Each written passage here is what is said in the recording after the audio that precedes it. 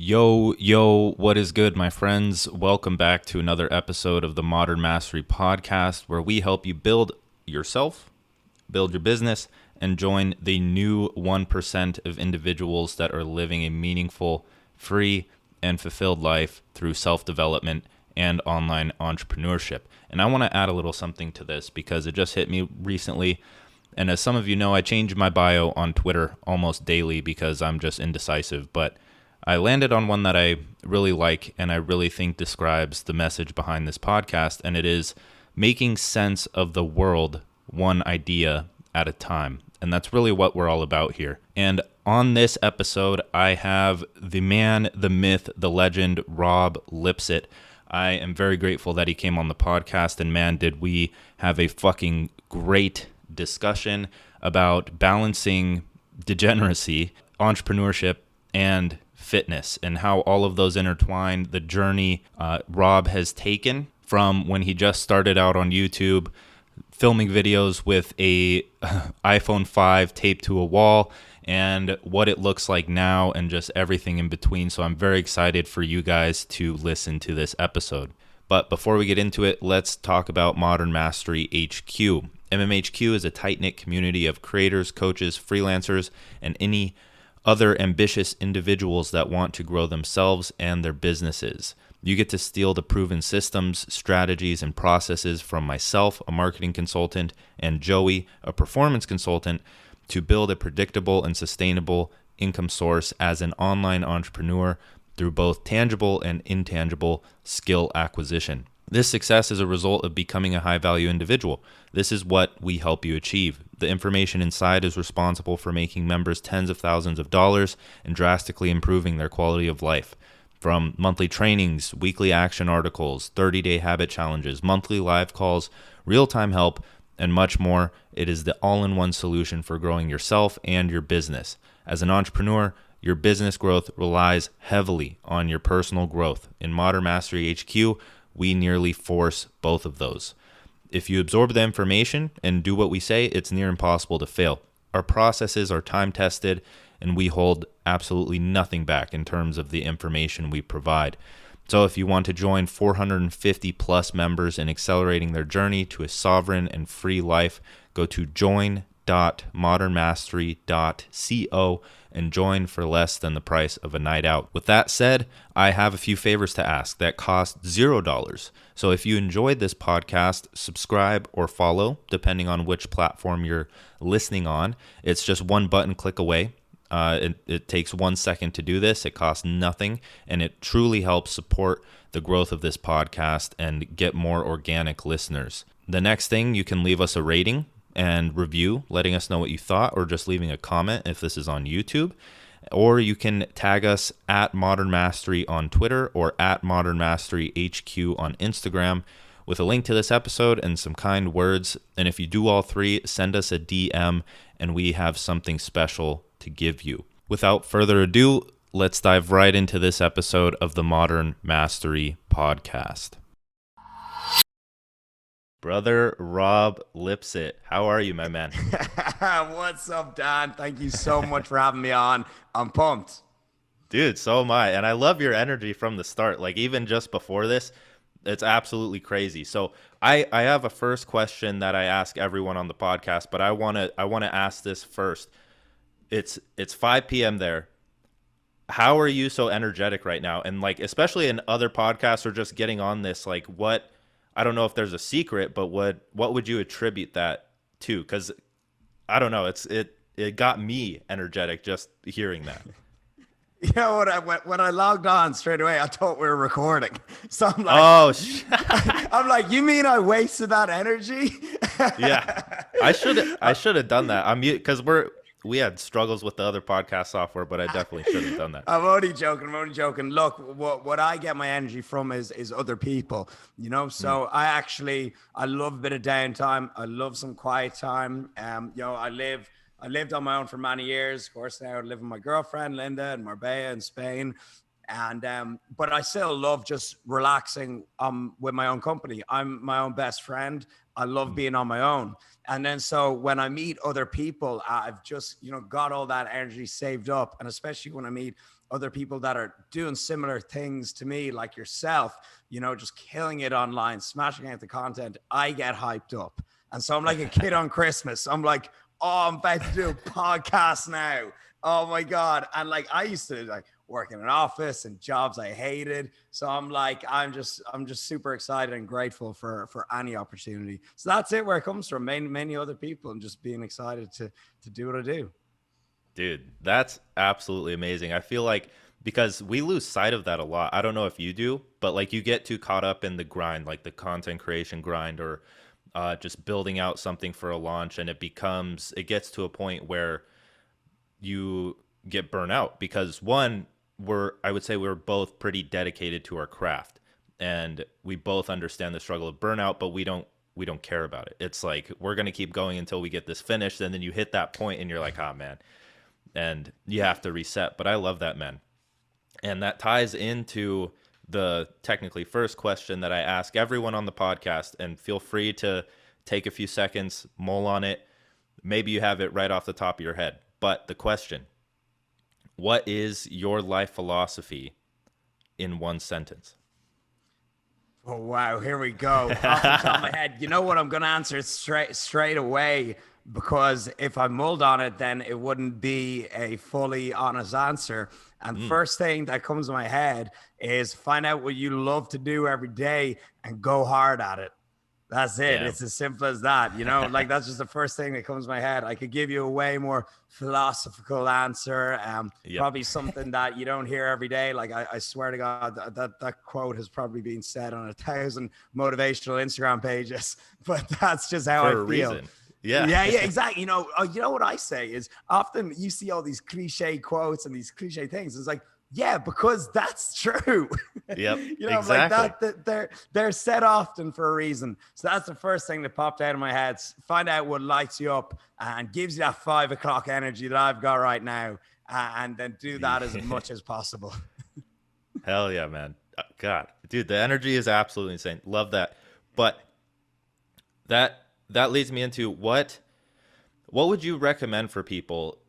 Because you've been in this game longer than me. I mean, you were an inspiration to me when I was first starting out, especially in the gym. Like everyone from like Matt Ogus, Chris Lovato, Chris Jones, Rob Lipsett, everyone starting around that time. Dude, it was like a golden era for me at like 14, 15. Yeah, it was great. Yeah. So in terms of that, from like an entrepreneurial standpoint, what would you say are the loose steps? I mean, we could talk all day about this, but what are the loose steps to actually making those dreams a reality?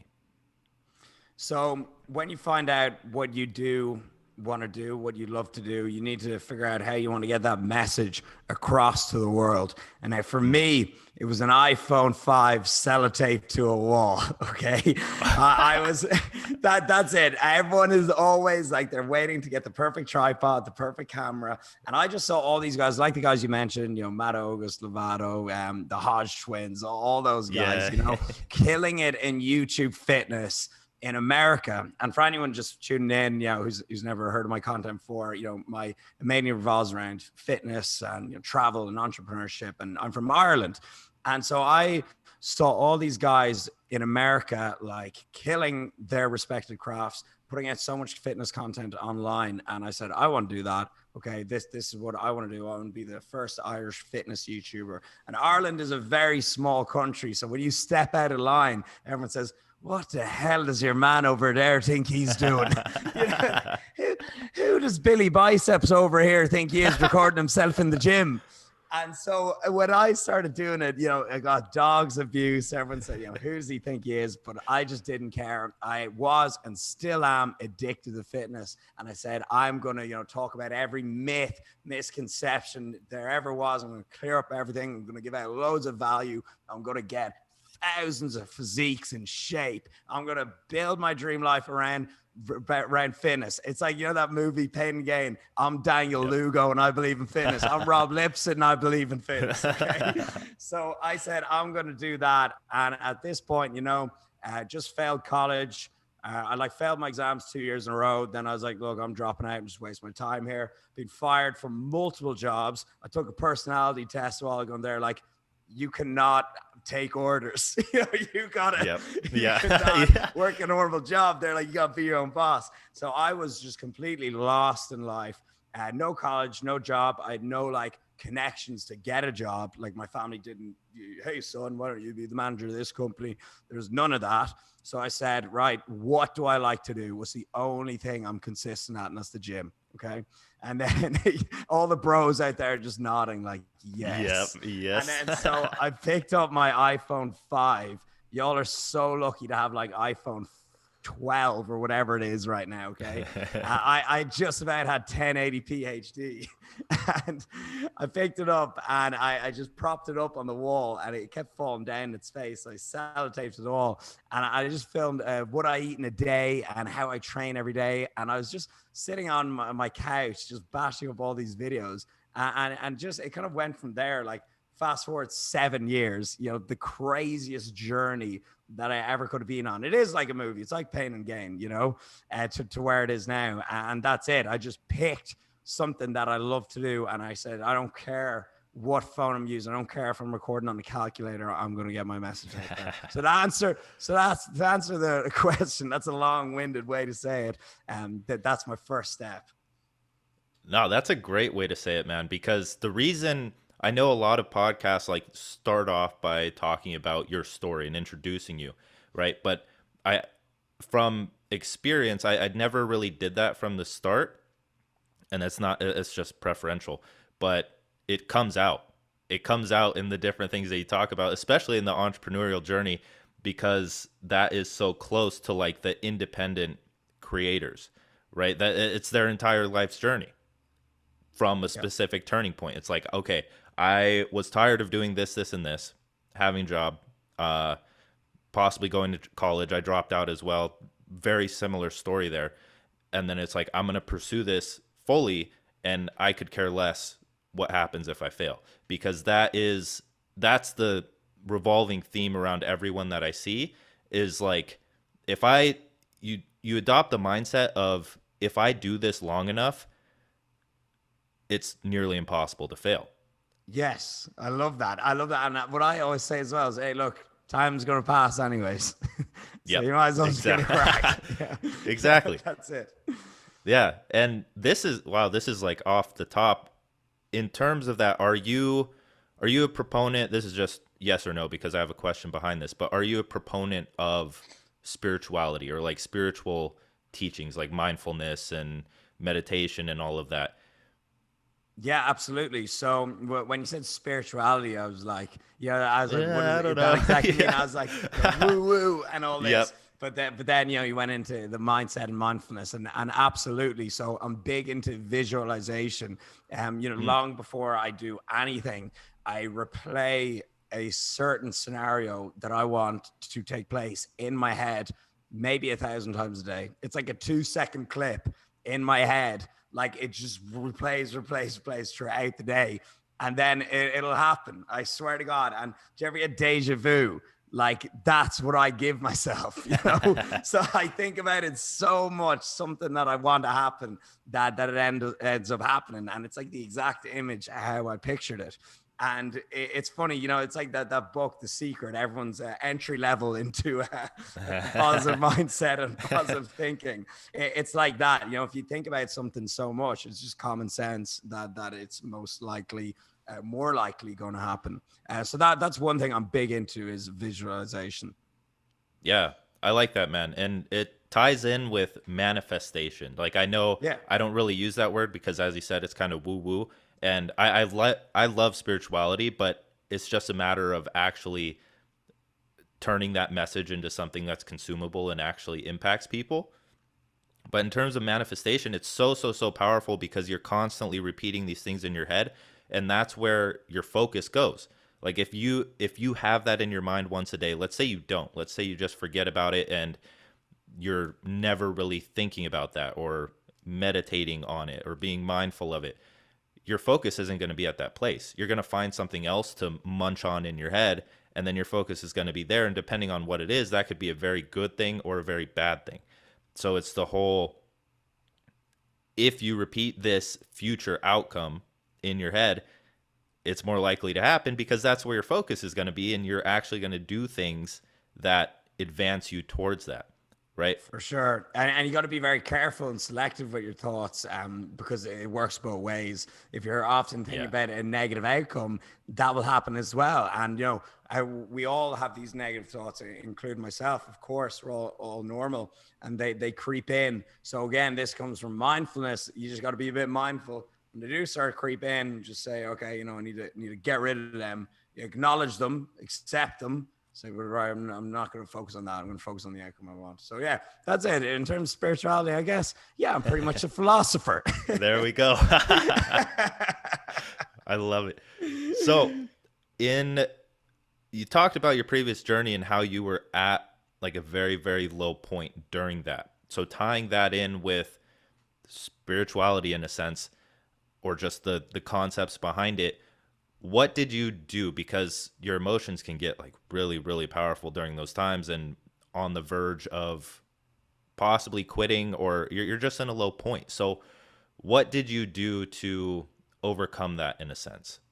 Yeah. So let me tell you, right, there was once in my life, I think it was around the dropping out college phase, the working random jobs. And I was honestly lying in bed until 2 p.m., waking up at whatever time. I'd stick on the Xbox, play that for a while. I go up, Yep. make some like shitty meal. And like, wasn't even, I was kind of not following my gym program as closely as I should have been. And then, I just watch TV in the evening. Okay. And that is like, it's just not the way to be. Okay. Waking up early, having a schedule in place, having a morning routine, feeding your body with powerful nutrients as well, and having a really enjoyable diet, and taking in the right information as well. Video games, if you're a gamer that's making millions out of your streaming and all that, I'm all for it. But if they're not helping you where you want to be, then, and they're taking up too much time, then, maybe reduce them a bit, and, start focusing on what you really want to be in life. So there's definitely stages in my life where, your routine is completely out of whack. And what fixes that for me is honestly the gym, fitness, and nutrition as well. So once you got that all in check, I swear to God, right, 90% of people's problems, 90% would disappear if they got a good routine in place with their training and nutrition and their sleep. Dude, you're speaking my language, because that's the exact thing that happens, right? And I've heard this as a common theme for a lot of people, that you kind of have to hit rock bottom in order to realize the importance of doing making that lifestyle change and actually adopting these things. Because for most, it seems like they go through this phase possibly a few times of having a terrible diet, just waking up late, going to bed late, watching TV, all of the stuff that people advise against, but it's very comfortable and it's very a false rewarding to do so. Them dopamine hits. Exactly. Yeah, the cheap dopamine. So would you say that is necessary? Like, in order to understand the importance of something better, going through that low period? Whether it's necessary or not, I think is beside the point. I think every single normal human on the planet will go through those phases where right. they are just all over the place. Like I said, fast food, video games, doing nothing, lacking direction. I think everyone will go through that. So, in a sense, it is necessary because everyone does it. But we all go through those phases where we feel a bit lost, and it makes us realize, I don't want to do this forever. Like a really good quote I love, it's from Jordan Peterson. He goes, you don't want to sip margaritas on the beach forever. It was something along those lines. I've butchered it, but you don't want to just be on a beach sipping margaritas forever. You don't want to be lying in bed playing video games, eating nice food forever. Okay, you'll get sick of it very quickly. So people go through these phases, where they're getting those cheap dopamine hits, and it makes them realize that you don't want that forever. So it's not only necessary, I think it's a rite of passage for pretty much everyone to be in a place they don't want to be. Yeah, No, I completely agree with that. And that brought a lot of perspective to me as well. Because I always would think that like hitting the rock bottom is necessary, but it's almost like a given in life. Yeah. It is a given at some point in life, and it's just a matter of if you take that and turn it into something better. So you mentioned when describing like the lifestyle changes, having a nutrient dense diet. And when I was first getting into the whole YouTube fitness thing or watching and consuming you guys, IIFYM and flexible dieting were big as a whole. And to be quite honest, I've been out of I don't watch YouTube very much anymore. So I'm not up to date on like what people are preaching. What would you say has changed in your diet if you did IIFYM? I'm pretty sure you were following that to an extent, but like what changed from then to now in terms of your nutrition philosophy? Yeah.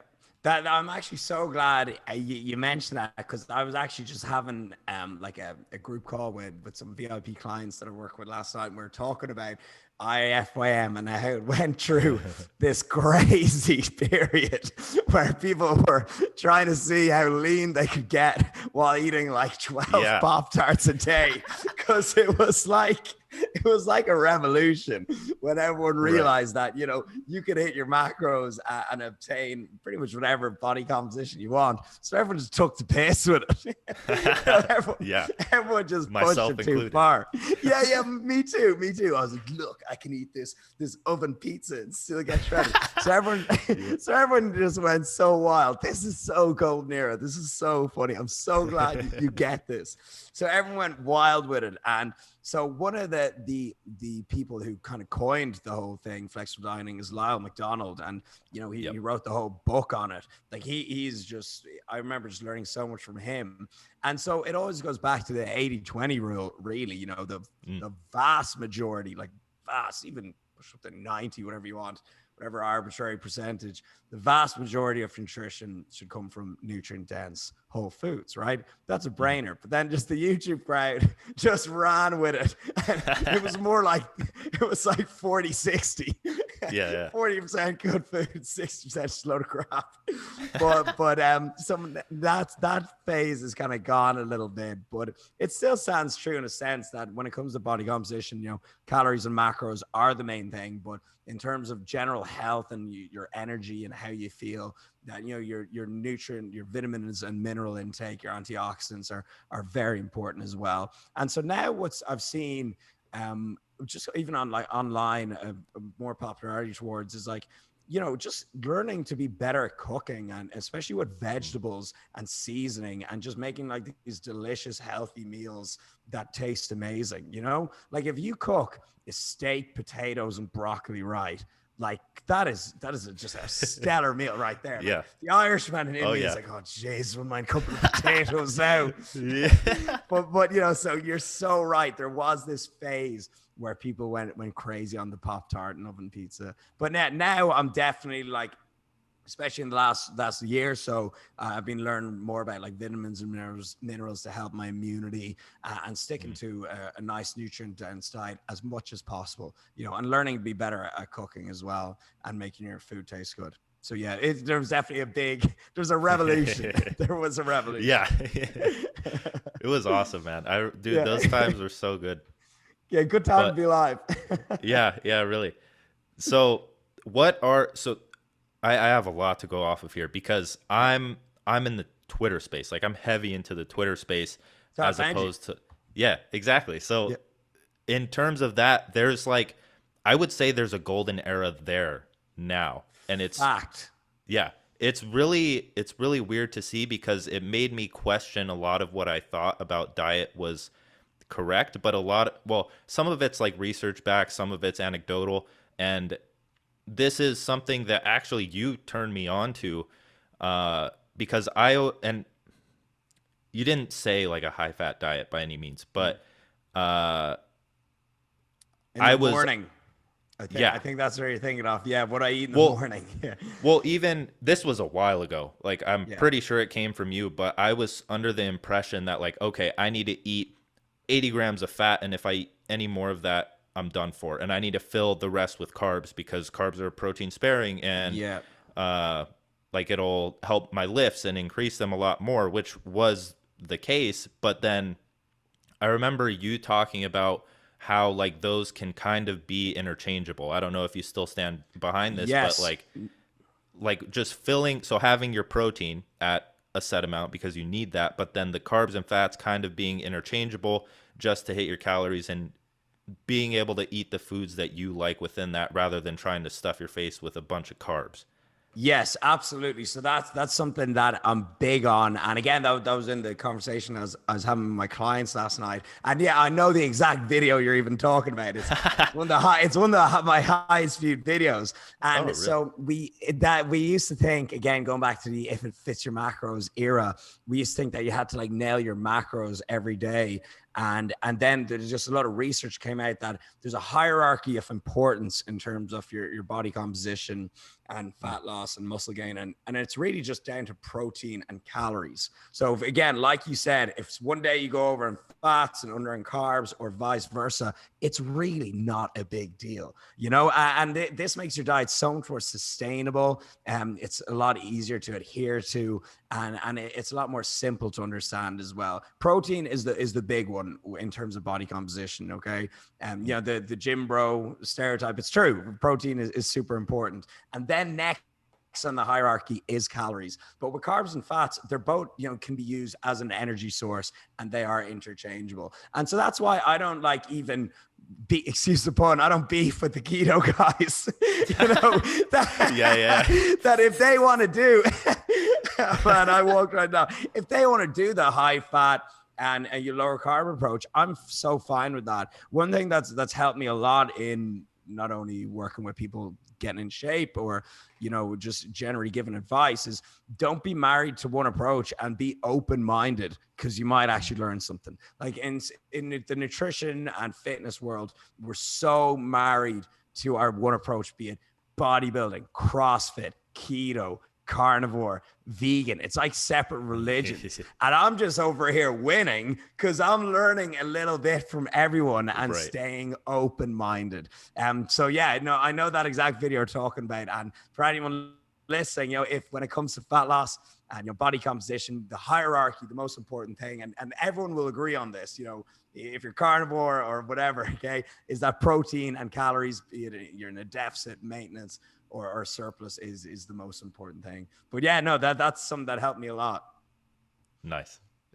And so the reason I asked that is because it seems like a lot of the I would say fitness / nutrition, general like health people, I wouldn't say they're like bodybuilders or even competitors in that sense, but they're heavy proponents of like esoteric health foods. So like goat milk kefir is one, sardines being like super nutrient dense, grass-fed beef.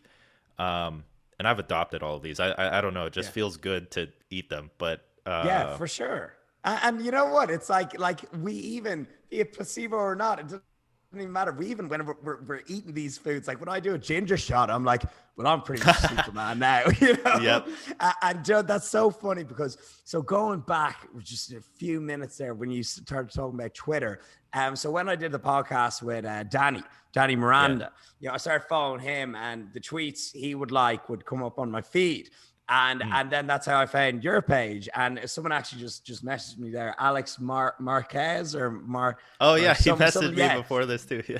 That's it. He says he's excited for the podcast. Him and I fell into this Twitter world, and it was really fun. And now I'm following loads of like masculine alpha pages. It's so good. It's the best. And then like I see so your page, Modern Mastery, and I love it. It's really good advice. Like there's so much interesting stuff. And what you said about being a golden era of Twitter is so true, because I used to never use Twitter. I still don't post so much. I'm more of a stalker on your guys' pages, but it's caught me. It's got me in. And it's really interesting, especially this side of Twitter that I'm on. I don't even know what you call it. Like we got a name for mine. It was the IIFYM YouTube golden era. Like what would we even call this Twitter era? It's like the men eat beef and lift era. Dude, it is. That's the thing. There's so many different sides. Like it's really weird because Twitter is so fast paced, like hyper consumable. So Yeah. you're getting exposed to all these ideas all the time. And I've had to take a step back. Like at first, when I'm first trying to grow, it's like, okay, I need to be inside this conversation and actually provide something and interact and connect with people. But there's the manosphere. So But the manosphere was like manosphere, the that's it. masculinity guys. Is that Yes. what that's what that side of Twitter was called? The Yeah. manosphere. The manosphere. There's I knew I was thinking yeah. of that. Yeah. I love the manosphere, by the way. I know they have some good takes. Yeah. Occasionally it gets a bit too much, but it's still like Too red pilled. yeah. It's still it's hard to I mean I understand and like have empathy for the people that get offended by the stuff in there, but it's like it's just a tweet, man. Like I thought it was kind of funny, even if it's like a super bad take. Just Yeah. find the humor in it. It's kind Yeah, of funny yeah. to read. It's Twitter. Like it's Twitter. Yeah, It's yeah. like, come on, come on. Their profile picture is Marcus Aurelius. Like, stop taking it that seriously, for God's sake. Yep. Yeah. It's so funny. The manosphere is hilarious. It's gas. Like, and again, I like most of it. Yeah, it's a great time, man. And Yeah. oh man, we could talk about Twitter all day. Yeah. But I wanna switch to something. So Yeah. okay, first before I butcher this, I know there's one way to say it. Is it Ibiza with like Yeah. a TH? Yeah. So I said it wrong for so many years. I was like Ibiza, or like Yeah. that is completely wrong. So it's Ibiza. Okay. Like Ibiza. Yeah. So like EB for like a bumblebee, and then tha. Okay. Ibiza. Yeah. Yeah, Okay. that's it. Yeah, there you go. Nice. Okay, so are you there now, or you said you were there sometime?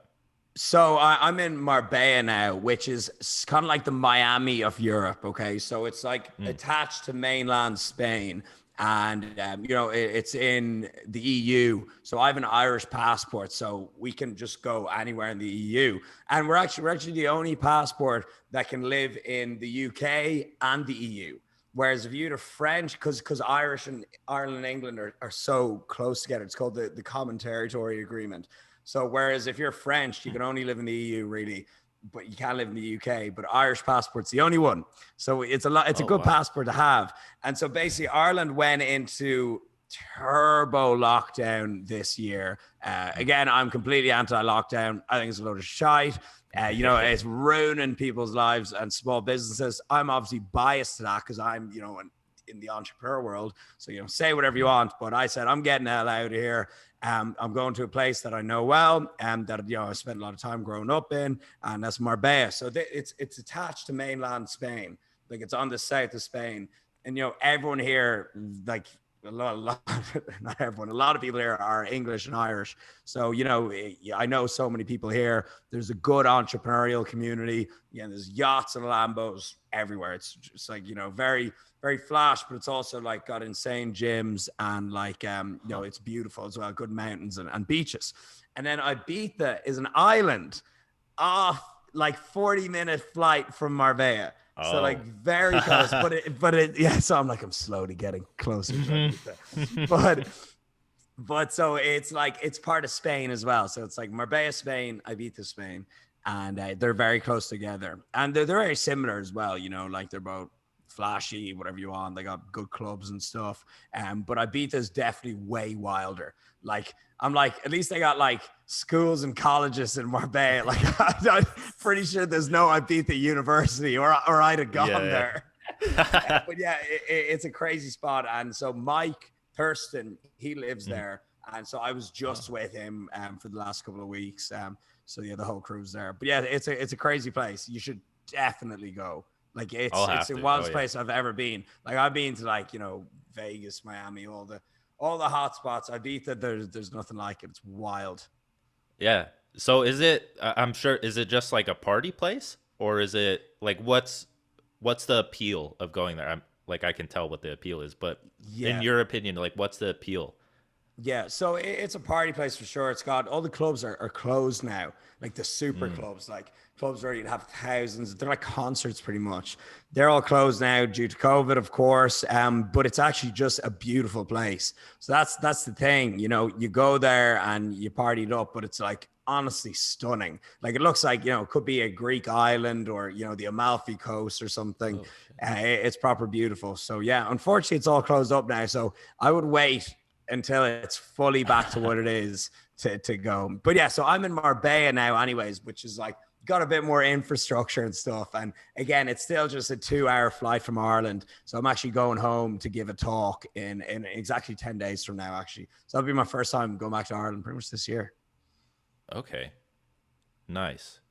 Man, I have so many questions. So The Americans, like, they're like, don't know what happens outside of America.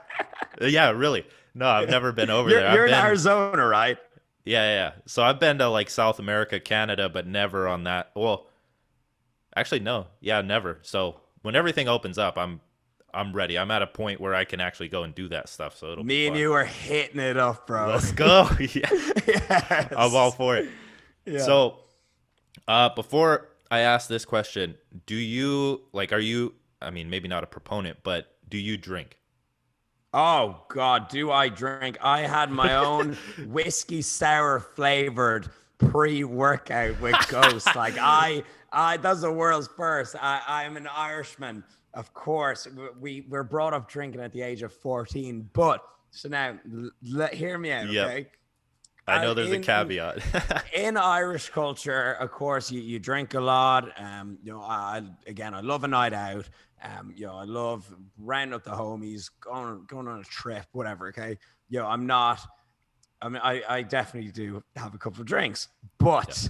when I ever need to focus on something, or if I have a big project, or if I'm getting in my best shape possible, I cut it out completely. Okay. Yeah. I go completely sober. And every single year, no matter what, I do 3 months of the year just completely sober. So this year was February, March, April. Usually it's like March, April, May leading up to summer. And then summer, I'll have a bit of fun. So again, in the manosphere, in your side of Twitter, I read a lot about the benefits of giving up drink as well. Do you know Chris Williamson? Yeah. I did a podcast with him when I was in Dubai. I think it was like maybe 7 months ago. And he's been sober for so many years, and we were talking about all the benefits of it.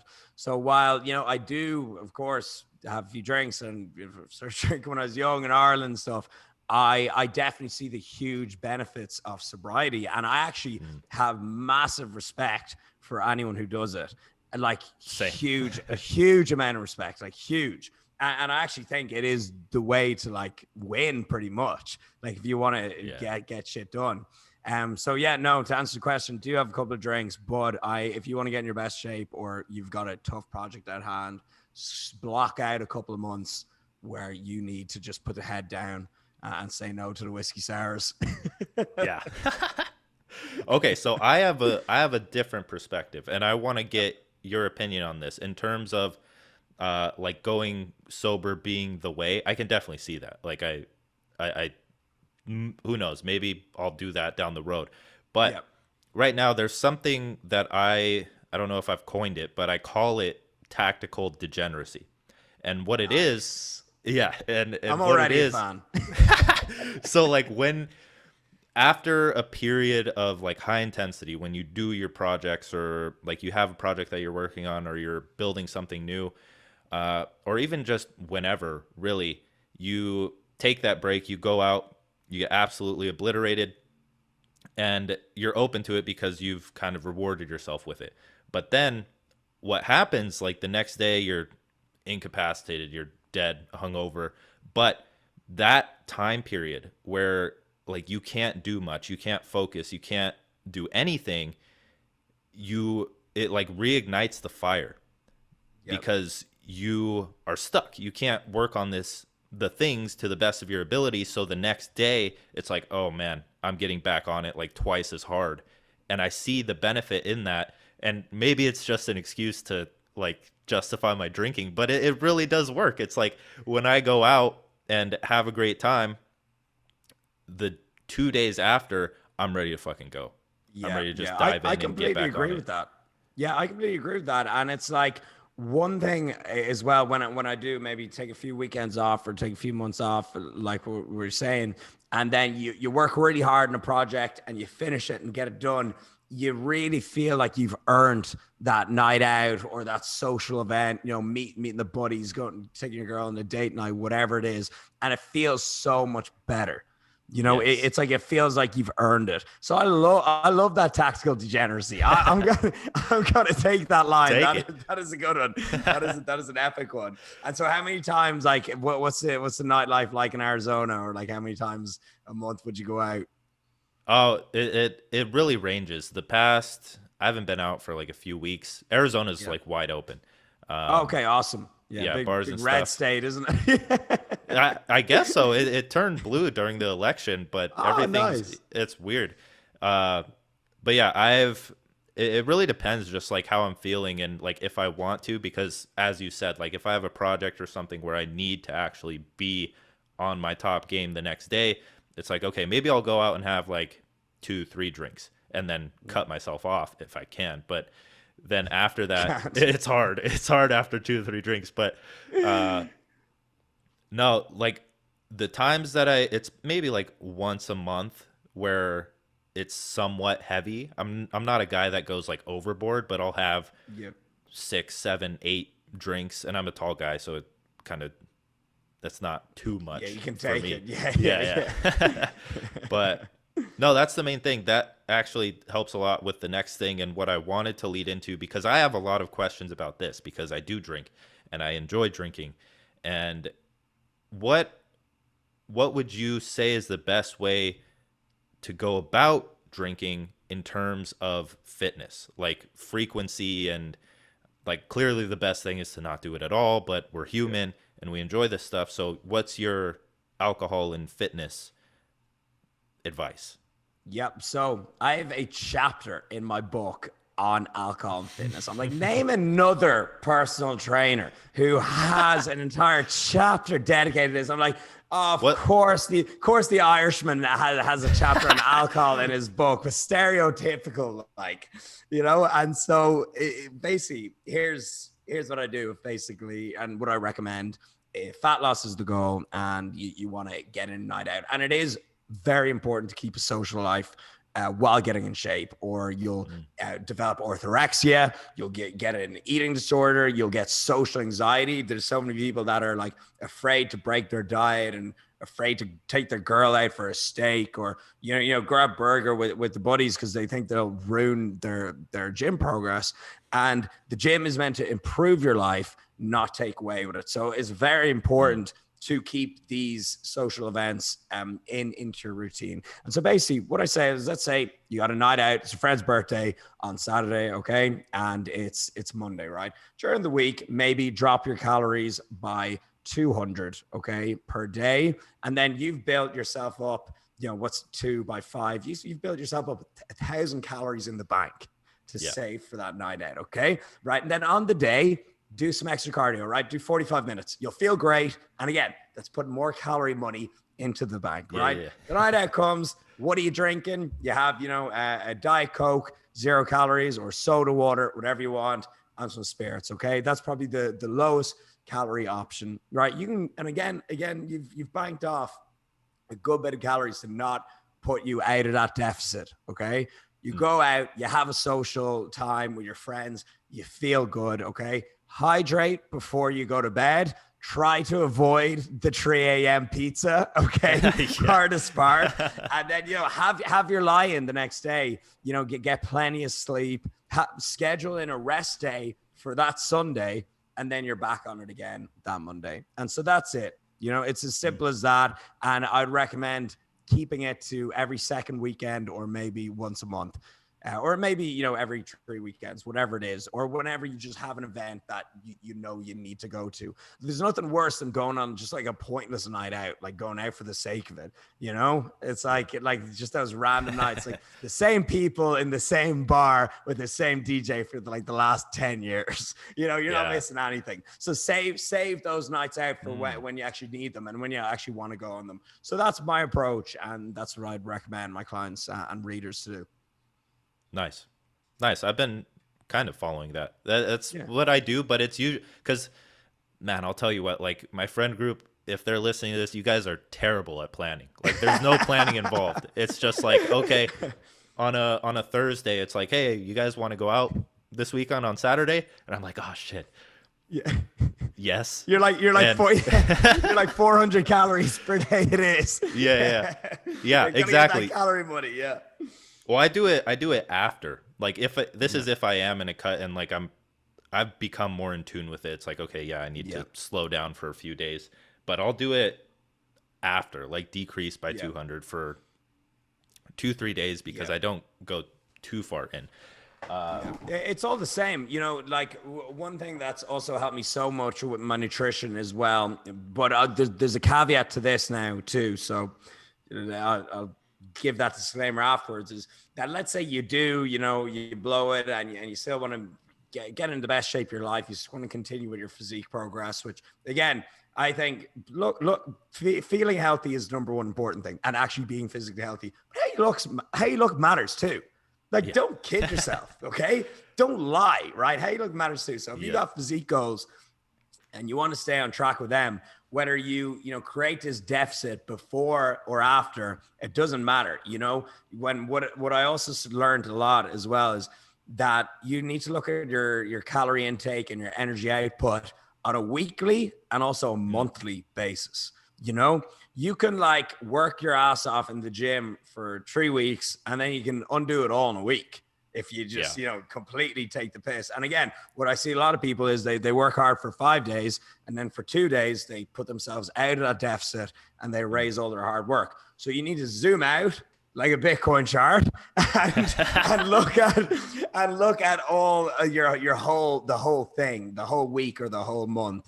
And so the caveat there is, I wouldn't recommending trying to, you have a blowout and then trying to scalper back or dig back those calories, as that can create a bit of a seesaw binge and repeat effect. Ideally you want to just keep things as consistent as possible, but I do understand that's not always the case. So, it's good to have those tools in the arsenal. Nice. I like that a lot. But so I lost my last question. Let's shift gears. Let's shift gears because I'm genuinely interested in this, because I've had like throughout my content creation journey, I've had a drastic shift in like what I did at the start versus what I do now. So like I want to dive deep into like the behind the scenes of you and what goes into actually creating this content and what went into it when, like, in the first year or so, because you said you had the iPhone taped to your wall. What's changed? Like, and this could be from having dedicated people to edit to, like, I just want to hear behind the scenes and how that all works from a video creation standpoint as opposed to like a writing standpoint.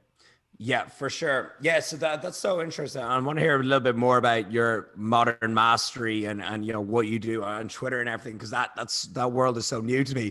So I'm really interested in that. But so for me, it was just run and gun, get the content out there as much as possible. And now as things have evolved, be it phones getting better, people, getting better cameras, better at editing, learning more, the quality on YouTube has gone up so much. Like you're watching some people's vlogs now, it's like a TV show. It is honestly crazy high standard. So your standard needs to evolve as well. So at the start, it was just, get everything out, which was fine for the time. And now it's like, it's just super important that I'll have access to a videographer to help me get those good angles in the gym, wherever I may be. So Marbella is thankfully great for that. There's, tons of videographers, and When you go to places like, Marbella or London or Miami, New York, California is just, LA is, Loaded. everyone's a videographer. Everyone's a Yeah. videographer. So it's very important to have access to those people. And something that has helped me massively as well is remote editors too. So you'll like vlog a day or whatever, or you record some B-roll yourself, and you put it all in a WeTransfer folder, and you shoot it off to them, and they could be on the other side of the world. I've used people literally on the other side of the world, and I have the cleanest vlog back to you in 24 hours, or like a really good like a sit down video. They'll have the infographics popping up, they'll have the charts and everything. Remote editing is like, wow, it's crazy, and it's something that I'm like, this has only been a thing in the last couple of years. So that's how I've seen it evolve a lot. Is the quality has gone up so much. Videographers are a lot more accessible, and remote editing and just editing in general has become just such a big thing. And now I even see like, people living that nomad lifestyle, and they're just like, they're editors. Like they're just like on a beach in Thailand, just sipping a coconut, chilling. I was like, what do you do for a living? It's like, oh, YouTubers just like send me their videos, and I like edit them up in an hour and send them back.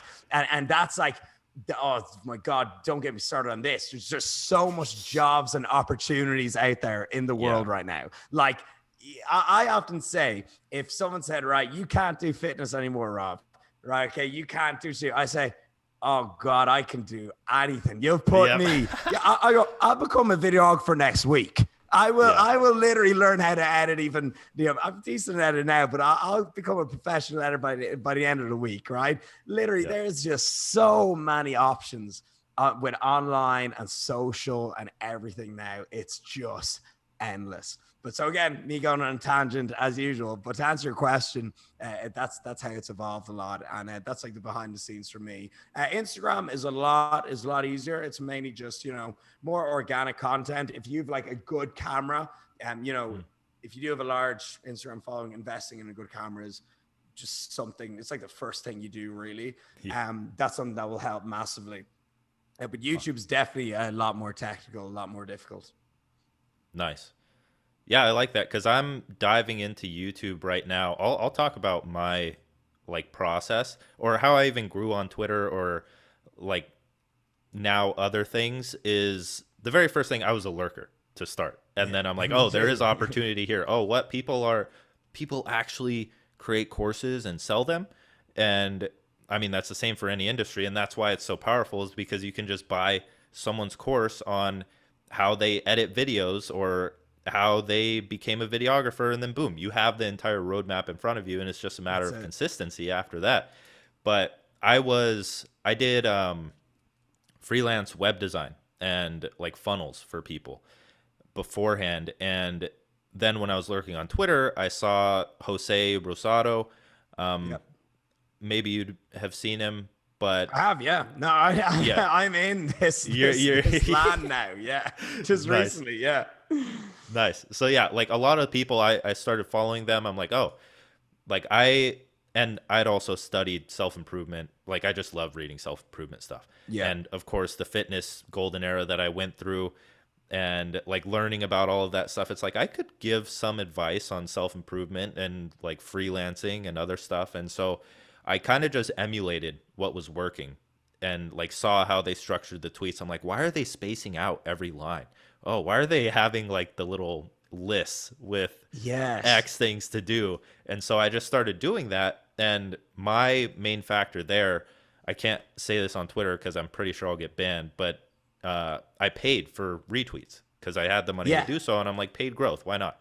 And so, and with Twitter, it's powerful. Like Instagram, I haven't experienced it too much yet, but if you like pay for a promotion, you get maybe like a story share, and only a select amount of that audience is seeing it. With Twitter, a retweet, it's like, here, you have access to my entire audience, and if they like your tweet, they're going to follow you, right? So that was my initial thing, is like, okay, I need to create good quality content based on what's already working for these people, have it retweeted by one of those people, because since their audience likes their content, then they'll like mine. And so that was a gradual process. It's been like 2 years. So it's not like insane exponential growth, but it's Cheers, very boss. solid and steady. And that's what got me like off the ground, because the first like 2,000 followers is so difficult, because just human psychology, like they see your The profile. physical number. Yes, Yeah, yeah, that's yeah. it. The 10K Yes. barrier. You know what I Yep. mean? Yeah, and Exactly. that's so interesting because Twitter is just it's so foreign to me. You know, YouTube and Instagram would be my main platforms. And so, what's the conversion like on Twitter? I'd actually say it's quite high because people are really reading like they're really Mm, investing time into what they do. The biggest conversion for me is YouTube, is because if people sit through a 20-minute video right. on what you're doing, they're much more likely to invest in whatever it is you're promoting or selling. And Yeah. whereas the Instagram is a bit more, drop a like and move on. So tell me what, hey, nice abs, see you, hey, nice ass Yep. implants, right? I'm out of here. Yeah. But YouTube, again, people get really engaged, and podcasts are just Yeah. like, wow. You could have like 1,000 viewers and they're just all like super engaged into what you do. So what's Twitter like, for the Yeah. conversion rate? It's good. It's good. There's a few different promotional tactics. So, first one, when a tweet does well, let's say, and I try to stay like on topic based on things that I promote, whether it's like a lead magnet. So I have like my power planner, which is just a planner I created, and then like a business training. And so if I talk about productivity or self improvement or business and a tweet does really well, and then I plug the link in a reply. Something you can't do on Instagram is plug the links. Yes. And And I see that as well. It's always the yeah, reply. It's like yep, it's a bloody lamp that lights up the room or yeah, something like that. But it's never in the actual tweet because that would kill the reach, wouldn't it? When the yes, link is in the tweet. But yeah, it's always in the reply. I noted. I'm like yeah, writing yeah, this shit down. yeah. So they both work, but the reply definitely works well. But you're banking on the engagement of the first tweet because it's like social proof. So if you have like 5,000 likes on a tweet and then you plug a reply, it's like it psychology. They're like, oh, okay, this guy knows what he's talking about because he got 5,000 likes. I'm Yeah. gonna download this. And another great way to do it, just to increase like a YouTube video or a podcast, you can create the threads. And that's a huge growth tactic too, is pretty much just write a blog Huge. post, yeah, in the way of a thread. And if that thread is written to sell something, like clearly don't just make it a sales page, but like give value on the topic. And then at the end, you plug your product and it's like, here's the rest of the answers that you're looking for. And conversions on threads are very, very big. Nice. I've see so many people. They're like, here's how to get super chat tread, and they Yeah, come yeah. writing, and I'm just like, I gotta read this. I'm Yeah, like, yeah. even though I know how to get super jacked, I'm like, I need to Yep. read this thread. There's just something so appealing about the thread. So that's really interesting for me because again, Twitter is something that I want to experiment a little bit more with because I've a nice little following on it. I need to just Yeah. get initiated into your manosphere now. Yeah. If anyone's watching this, hit me up on Twitter. But no, it's super interesting that whole world. Because again, YouTube and Instagram is my main thing, and Yeah. TikTok. I think I'm just too old for that. I'm just gonna have to employ someone to run my Yeah. TikTok, Yeah. and learn to dance. Yeah. Yeah. I'm sure there's a way where like we could just clip, because I'm getting into YouTube. I'm not the most consistent with it right now, but Yeah, it's getting tough. into Yeah. it. And it's like, I'm sure there's a way where you could just have someone like clip good parts, like 20-second parts, upload it to TikTok, and then let the algorithm do its thing, and you're good Yep. to go. And that'd be super simple and streamlined. Yep. But that's probably the way to go, even just to test it. Yeah, no, I've been, that's on my to-do list is hire this dude to literally like Yeah. give him the login details. But with YouTube, definitely upload this podcast to Oh yeah. YouTube, just so when I share it and everything, my audience will be a bit more inclined to go watch it. But no, yeah, YouTube's a powerful one. Nice. Yeah, I've my thing is like I'm very calm. I'm not like I did videography for a bit. I did a bunch of stuff. So like I have a good background in like how to make things look good, i.e. like this, even though it's not super crazy. I just do like the talking head monologues, literally this exact same setup, and I talk about like a self-improvement concept, and it works, especially like when plugging on Twitter. That's my main thing, is like I just want to use Twitter to fuel everything else and get into like a streamlined content flow and somehow make it all work, which it kind of is right now.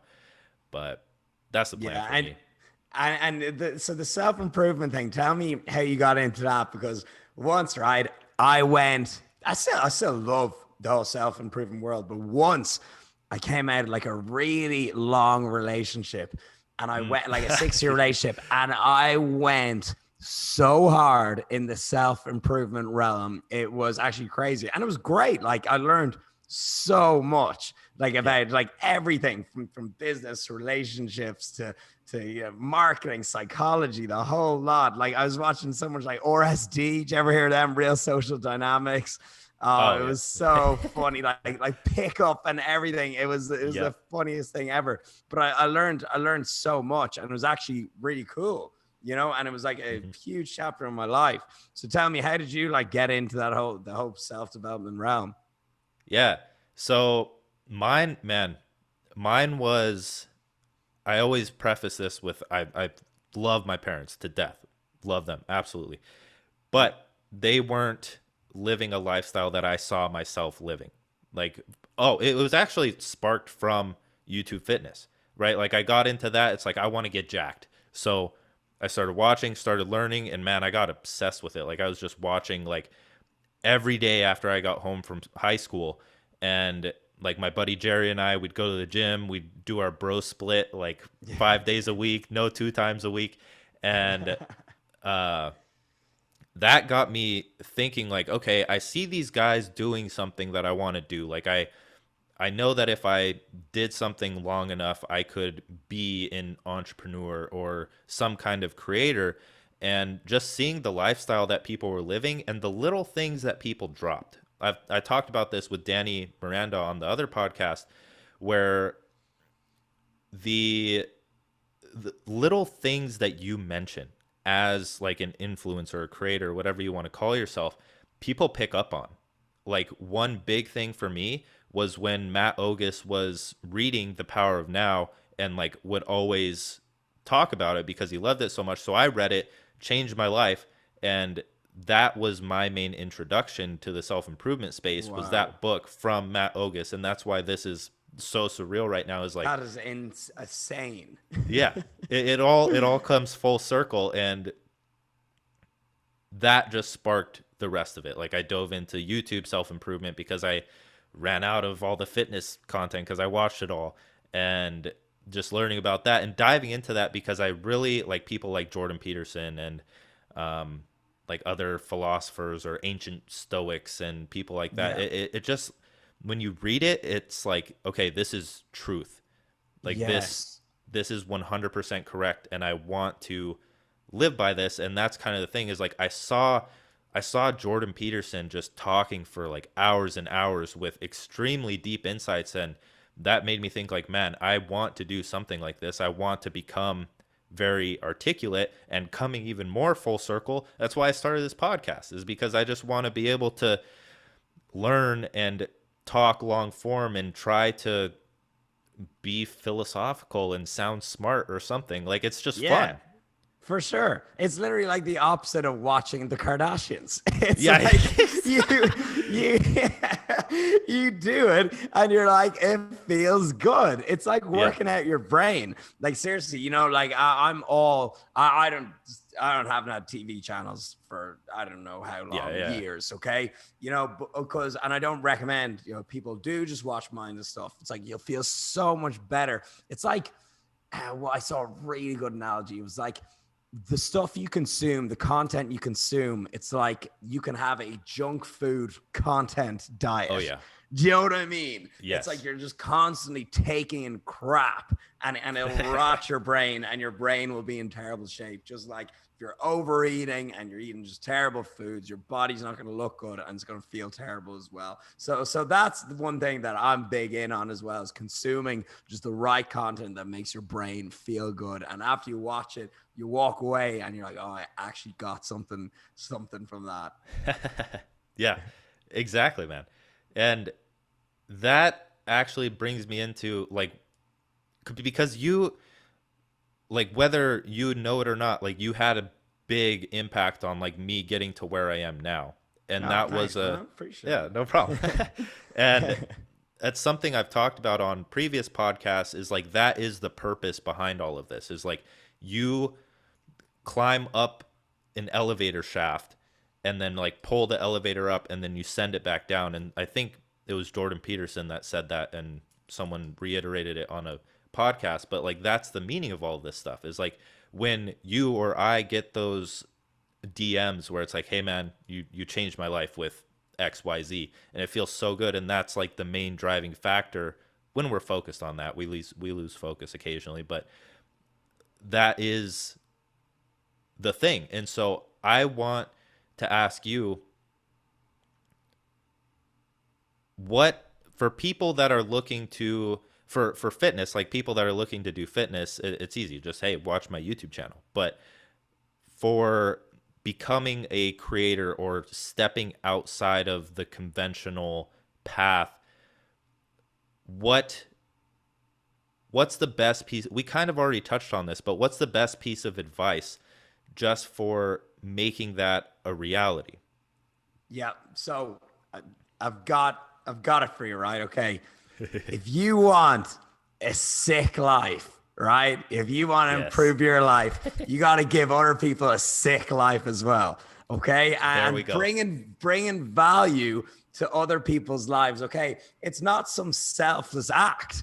Okay. You, by in turn helping the people around you, helping the people that connect with you online, providing value, be it information, motivation, entertainment, in fitness or self-development or anything, whatever it may be, that's going to come back to you, and it's going to give you a sick life.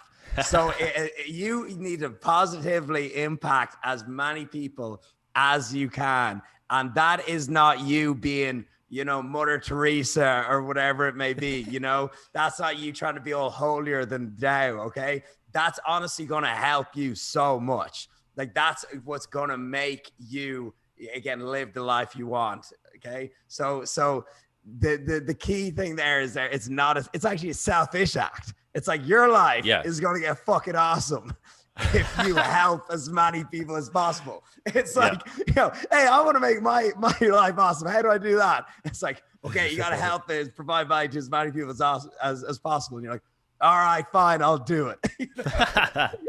So it's actually a selfish act in the long run.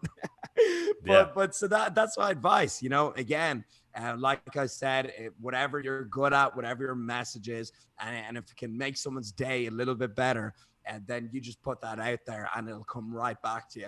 And if you want to go all woo woo on it, you know, that's karma, isn't it? Yeah, that's the universe. You put good out there and you get it back. You know, I don't know if I believe in the yin and yang thing, whatever it is, but it's simple common sense, right? You put out good energy, you're going to get it back. And then in turn, you're going to have a good time. So that's it. That's my best piece of advice. Make other people have a sick life too. Put a smile on other people's face. Get them in sick shape. That always helps as well. And then it's all going to come back to you. Yeah, dude. I love that. And I've said that a few times too, because, well, I actually made a video on this on YouTube about like becoming a high value person so you can help other people become a high value person. So it's all with that learning phase, like, and in terms of like entrepreneurial stuff or just business in general, it's like, okay, what results can you get these people? And in order to get results, you need to, one, possibly, depending on the subject matter, get yourself results. So get yourself results, get experience in that, start helping other people for free or very, very low cost, get them results, use those results to charge more. And this is actually an interesting question. Have you noticed, because this is a thing in like business Twitter, have you noticed the difference in quality between people that buy like a more affordable program, like an ebook or course from you, and the quality in results of like clients that are paying you a lot more money? Yeah, so that's very interesting because I've only recently started doing high ticket coaching Mm, where I work with like a select few people and work super closely with them, like literally yeah. 24/7. I call them up on my WhatsApp, everything just so hands on. And then you have my app, Gameplan Training, which Yeah. is $10 a month. So that's the opposite, Mm, and the people that sign up for the high ticket coaching, they're like willing to do whatever it takes. They're just so diligent and they're amazing to work with. And it's so funny. I saw again, it was in the Manosphere Twitter thing. It's like client that pays like, yep. 10 grand for coaching just says, yeah, I'm going to do it. And then client that pays like $10, they're like, hey, can I get a refund on Yep. this? Yeah. So that's one thing I've really been just noticing in the last couple of months since I've started this, and it's super interesting. And I think that you should have both in place. Whatever business you're in, you should have all various ticket options. Really, you should have low, medium, and Mhm. high. But you do notice such a difference, and it's so Yeah. interesting, And also, especially with getting in shape, when people make a financial commitment, it's probably actually the biggest factor. It's actually probably the biggest factor. Like I've given Right. my friends and family free plans, really details. They don't even start day one. Yeah. They don't even start day one. And then when you get someone that's signed up, be it in a challenge or the high ticket coaching, as you mentioned, they're like, I'm in this till the very end. They're like, when can we start? Yeah. So Yeah. that's very interesting. And yeah, I've only started really realizing that the last couple of months. Nice. Yeah, I've noticed that for a while just because I did freelance web design. It's like the cheap clients that you get at first, you have to go through this phase. Like Oh you yeah, you have to got it. do Yeah. the free work and the low ticket work. Oof. But like a $500 website versus a $5,000 website, it's like the 500, it's like, okay, I want this, this, and this. I want 20 revisions and make sure to have it to me by tomorrow. And I'm like, oh crap, okay. And the $5,000 one, it's like, oh yeah, just do whatever you want. Like I trust you. And then I get it to them in a week, and like they're like, "Yeah, looks good. Put it up." And it's like, "Okay, They're like, yep, all good. That's so true. And yeah, it's just nuts. Like the difference you see in people. It's crazy. yeah, But yeah, no, financial commitments, they're a big one. yeah, definitely." But speaking of game plan and fuel cakes, I want to talk about fuel cakes. I haven't. I'm Yeah. gonna order them after this because I'll get your box sent out. Yeah, no worries about that. really, Yeah, just put them. Yeah, for sure, of course. Yeah, just put them in Manosphere. Shoot me a name, address, details, hell yeah, phone number, and then it'll be out to you by the end of the week. cool. But I want to talk about like what made you want to start that, because protein pancakes are infamous on Yeah. YouTube fitness. So I'm sure that could be a driving factor, is you knew there was demand, but what made you as a person want to start that over some other type of business? So my first ever viral video was a Oh, how to make protein pancakes there we video. go. My first ever. So there's like a very sentimental story behind it. And I'm Yeah. like, even when I'm getting in my best shape, I always keep protein pancakes in my diet because I don't cheat on my diet when I get to eat pancakes every day. Okay. So Mm. like protein pancakes are dear to my heart. I'm passionate about these things. Okay. And then so I see my buddies like Max Tuning making Sarah strips, the Mm. candy, because he's always eating candy on Yeah. his channel. Christian Guzman made, the energy drinks. Yep. 3D, because again, he was drinking loads of energy drinks on his thing. So he said, I'm going to bring that out. And, you have your audience and it's like you give them what they want. My audience Yep. were obviously with the viral video, they love protein pancakes. So I'm like, I should just make my own pancake company.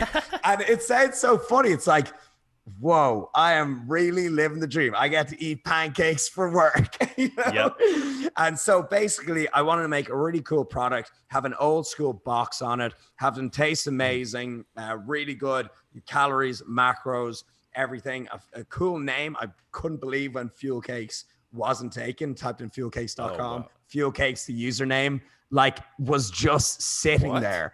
Bro, I was like, It all clicked how at that that moment. You're like, we're going. I was like, buy that domain right Yep. now. Jesus Christ. So you know, protein pancakes have always been a thing, and I wanted to just make a really cool community. And it's still the brand is 7 months old. It's still so early days. You know, I've got a decade to go. You know, I've got a decade to go. That's how you got to think when you're thinking That's the huge mindset. household names. You know, minimum a decade, minimum. So I got a long way to go, but it's already building a really cool community. And what really showed me that was one day, a group of people, they sent me a video on Instagram, and they're having like a little breakfast party. Like, I think they're hungover as well, you know, which makes it even better. And they're all just together, you know, making pancakes, putting like crazy toppings on them. And they sent me a video like, hey, Rob, loving the Fuel Cakes. And I was just like, damn, that's unreal. You know, that's just amazing for me to see. Because like, it's one thing, you know, you make a business, but it's something else to make a community and just see that. So I remember I saw that it was a few months ago, and I was just like, oh my God, that's just so motivating for me to see. And that's just exactly what I pictured it. I wanted to make a cool product that, you know, people have fun making. Maybe, you know, you're cooking pancakes for your girlfriend in the morning, or, you know, you're getting a group of mates around after the gym, just make a cool product like that. So that was the motivation behind it. It started with the viral YouTube video, and then I just wanted to make a really cool brand. So that's it. And then with Gameplan, again, so I always had the app Lipsett Fitness, and I wanted to rebrand and make something bigger than me that people that don't know who Rob Lipsett is, you know? And so again, typed in Gameplan, username not taken. Yeah, I was like, how am I getting all these usernames? Like, I'm like, just pure Game Plan. I'm like, that's like Under Armour. Like, I'm like, what the hell? Crazy. Actually, like, need to show you these as well. Yeah. I'm even like I actually just got these samples done up. Like, even like the logoing looks that's sick. sick. Yeah, Old got school. some lift and straps. So these are a little sneak preview. YouTube hasn't even seen these yet. And so again, I wanted to make like something that's bigger than me, that people are like, oh, I see you, you know, what workout you doing there? They're like, oh, I'm following the game plan. You know? I'm like, I just want to build something like that. And then my book is called The Rob Lipsett Game Plan. So that's where the name came from. So I was like, it was sitting right under my nose. Like, so that's my two projects that I've started within not even like well under the last 12 months. Game Plan is maybe like 5 months old, and Fuel Cakes is 7 months old. But again, when you're starting a new project, give it 5 years. You know, like so many people, they think that after a year, and I'm guilty of this too. You know, I'm very impatient, like extremely impatient. I'm like, go. They see after a year, maybe they start a YouTube channel or a podcast, and they look back after a year, and you know, they're not an overnight blown up success, or not the next, you know, PewDiePie or Logan Paul or whoever it is, and they get discouraged. And it's like, nah, you gotta zoom out. You know, like look back, look at your favorite YouTuber, click videos, and click oldest to newest. That's what I say to do, right? You'll be shocked at how long your favorite overnight success has been doing it for. And it's just the same as business. You got to be patient, give it a long time. But yeah, so there for any listeners who didn't know what I do before this, that's my two passion projects right now. I love it, man. Or not passion projects, it's like my job. But I'm passionate about it. Same thing. They intersect. That's the beauty of it. Yeah. But no, I'm not just doing these for the laugh. Dude, it's super interesting to me to see you guys, like you, Max, Christian, start all of these, because it raises the question, and I kind of know it. I've created like a physical planner before, but for like on your side, it looks awesome. Yeah, thanks, man. But so where did you go this is more so like a selfish question because I want to know Yep. where do you go to learn about like suppliers, manufacturers, like getting into all of that, or like do you do it yourself or do you hire someone, or what's the process? Yeah. So here's the funny answer, right? Google. so so I that's should so know it. that. Like, yeah, no. So I do have like a third party that does all like the fulfillment for me, because I'm not shipping them out of the port in Marbella. Right. They're based in manufactured just outside of London, and ship from outside there as well.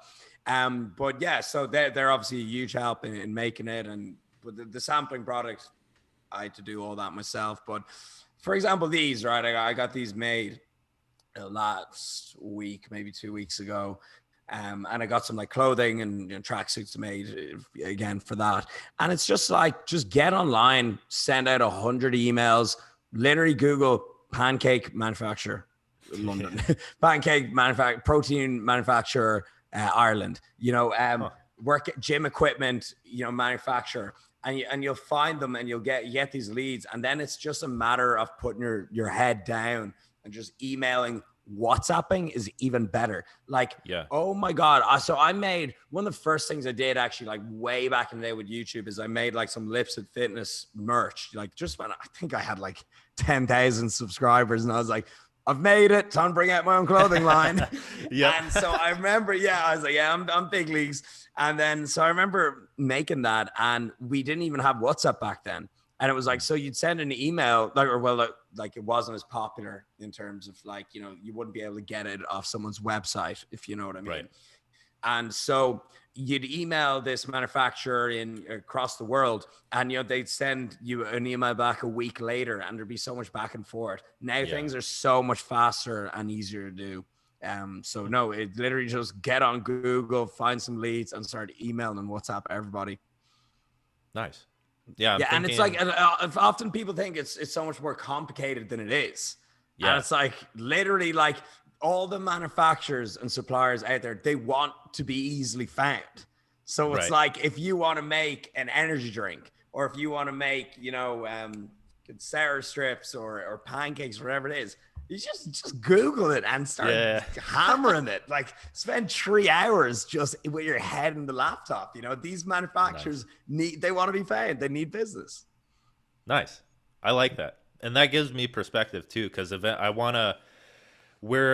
nobody knows about this yet. You leak the gym equipment, I'll leak this. This is down the road, but I want to, like, so our side of Twitter, we're all about like the esoteric stuff. So like with your coffee, like coffee with L-theanine and lion's mane, and we want to, I know there's like Four Sigmatic right now that Joe Rogan promotes with, it only has lion's mane. So we want to take a spin on that, create like very good coffee, because I'm a coffee snob, and love it.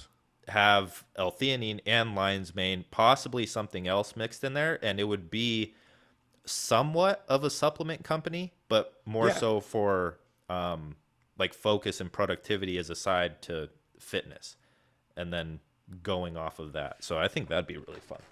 There you go. That'd be awesome. And again, I'm a coffee addict, as you can probably imagine. Caffeine is a regular for me, but I do cut it off as early as possible. Probably noticed, like, I got the little zero caffeine. Nice. Sugar-free version. So I tried like maybe cut out all caffeine at as early as possible, really, like 11 a.m. because I usually train at like 10 a.m. So wake up at 7, cup of coffee, energy drink at 9 or something, then hit the gym or pre-workout, whatever, and then after that I'll try cut it off. But that's awesome. You're a coffee snob. It's good to hear. It's like, if you don't appreciate good coffee, you're not a top tier human being. Yep. Agreed. That's awesome. Do it, man. Definitely. And again, with the L-theanine in, I know just from developing a pre-workout, that is pretty much makes the caffeine better, and less jittery and all that. So that's awesome. Nice. Yeah, I'm looking forward to getting into that. That'll be a journey in itself. But okay, Google's coffee manufacturer. Yeah. I'm gonna do that like right after this. For sure. Before we wrap this up, one last question because I'm genuinely curious, and maybe this has changed over time, but I want to hear like what it's like right now. And maybe you've done a video on this, but what is like a day in the life and from no, just in general, what's like a day in the life or even a week in the life of Rob Lipsett when it comes to just like when you wake up, what your day looks like, how you structure like content creation and just that in general. I'm very curious as to like what you do at certain times a day. I don't know why I'm curious, but Yeah. I just want to see like where things overlap and when you do content creation and all of that stuff. Yeah, for sure. Right. So my day kind of starts the night before. Okay. So As it I'm should. like Batman. Right. So, okay. So at about maybe half 9 p.m., 10 p.m., this little planner right here. So I need to get Nice. your planner, by the way, Yeah. the beautiful one I saw on your website. But so again, I write out how my ideal day would go the following day, right? So obviously Mhm. I'll plan things throughout the week or months in advance even, but I'll always write a little to-do list of stuff I want to get done and how I want my day to go. So I write that, and then I'll also write down 3 things that I'm grateful for. Okay, it can be anything. I often say the smaller the better, right? Food in the fridge, Wi-Fi is working well, and there was a nice sunset outside. Okay, anything, whatever, right? Doesn't matter. Okay. And then so I'll go to bed. Again, sleep is not a strong point of mine. I'm so much energy. I'm often just staring at the walls, thinking like mind racing. I'm like, oh, I Yep. could have done this differently today. But anyway, so Yeah. I'll try get my 8 hours in. It's usually about 7 hours realistically, sometimes Mhm. less. But again, sleep is a game changer, of course. Get as much sleep in as possible. Then, so yeah, I'll wake up at about 7 usually. If I need to get more stuff done, I'll set an alarm for earlier, but usually I wake up naturally at about 7. Come downstairs, caffeinate, hydrate, and open the planner and see what's on the Yeah. agenda for today. Then I'll open up the laptop, get the emails out, and this is when I'll start doing my creative work. Okay. So Mhm. if you want me on my best time for a podcast, it's in the morning. Yeah. Okay.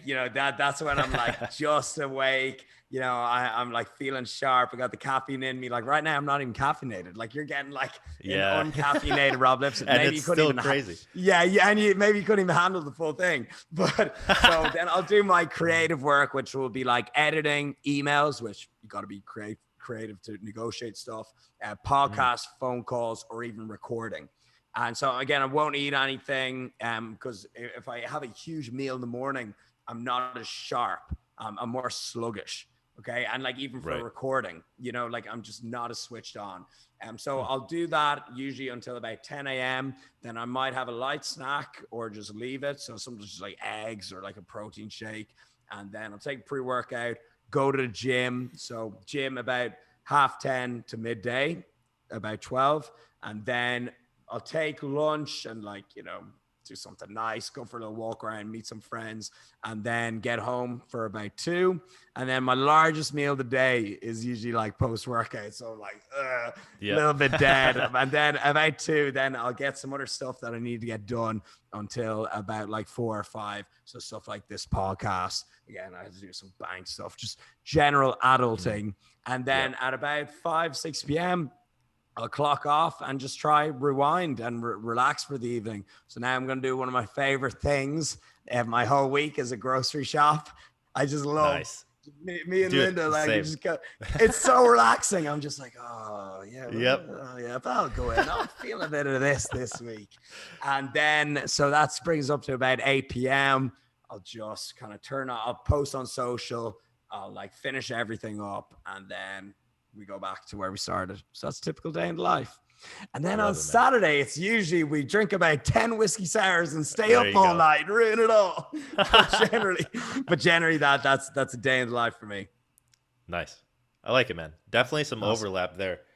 Yeah. But last question to Yeah. kind of like humanize things as well, because we both know authenticity is big in a personal brand. So, what what are you struggling with the most right now, and what are you doing about it? Because that's necessary next step. Yeah, great question. Great question. And so right now, I want to be putting out more content on YouTube. And so I'm trying to figure out, redirect my content because, like I said, I do like pretty much the same thing every day. So I want to be doing kind of less vlogs and more sit down creative videos, where I have like maybe I just sit down and speak for like 12 minutes about a certain topic and have B-roll over that. So right now, That's what I'm planning on doing. Yeah, that's what exactly. That's because that's what I like to watch. Like unless you're like doing something which no one does anymore because events with crowds of people are banned. Yeah. So the last 2 years, I've really had to think how I'm going to redirect my content. So it's not, I don't know if I'd call it a struggle. It's like just a new challenge of adapting. Yeah, adapting with the times. But that's something that I'm really focusing on right now. And like, I want to find the right editor, videographer and everything. And I want to do it really well. And so, yeah, with that, when you're changing direction, you always have self-doubt. You always say, can I pull this off? Am I good enough for this? Will my audience like me doing this? So, tons of that. And if people think I'm just like this happy, energetic, positive guy all the time, absolutely not. No one is. We all have that feelings of self-doubt. We all hate ourselves sometimes. Like we're just like sometimes our own biggest critic. Or what am I saying? Sometimes, oftentimes. So that most of the time. No, not most of the time. But so that's something that I'm definitely that's on my mind a lot recently. But I'm looking forward to overcoming that and just getting back on the grind. Nice, love it, man. I'm in the same boat, so yeah, I'll shoot you anything that comes to mind to make like things easier. I'm a big systems guy. I like to systemize everything, make it super seamless. So I have like a huge Notion database. So if I come up with anything, I'll send it your way. Please do. My man, Rob, that was absolutely amazing. Before we head out, we talked about it a bit, but shameless plugs. Plug anything and everything you would like. So just, the YouTube, Rob Lipsett, Instagram, Fuel Cakes, Gameplan, you go to my socials, you'll find all the stuff I do plastered all over it. Yep. Just constantly plugging myself and all the companies. So yeah, that's it. If anyone wants to connect online, if you enjoyed listening to this, hit me up on Twitter, drop me a DM on Instagram, whatever it may be. Honestly, I'm always down to connect with people online. It's just brought me so many opportunities and experiences that I'm very grateful for, just like this podcast that we just smashed right here. We did smash it. We did. Dude, it was an absolute pleasure. Thank you for coming on. It's crazy. Like, you're the biggest guest I've had on so far. So it's very cool. I've talked about this a bit before because like when you are just starting out, you kind of like, you don't really see these people as people you would connect with in a sense, right? But then you like talk to them and it's like, oh, this dude's just a normal fucking dude that's doing what I'm doing. Everyone's like that. Seriously. Exactly. Like I get like, I've met some people in the fitness industry that I would be previously starstruck by. I'd be like, oh my God, it's Steve Cook. Like he's the most beautiful man in the world. And then they're just like the nicest, most normal people that, they have self-doubt and fears and everything just like anyone else. So that's the beauty about, these long form conversations, they're like meeting for a coffee with a friend. So it was awesome, man. It was a great experience. Yeah. Well, I appreciate you coming on again. Maybe we'll do it again when we launch something new. When I'm in Arizona. Yeah. Or when I come to Ibiza. Yeah, there you go. Yeah. Awesome, man. Well, thanks again. And to everyone else, we'll see you in the next episode. My friends, thank you so much for listening to that episode of the Modern Mastery podcast. I have a few favors to ask you. For a whopping $0, you can support this podcast by following, rating, and subscribing on whatever platform you are listening on. And for an additional $0, you can share this podcast on your social media accounts, tag me in it @TheDanCo, and I will share you on the community page. This truly helps the Modern Mastery community and podcast grow and allows me to bring you top tier guests to fuel your hunger for wisdom.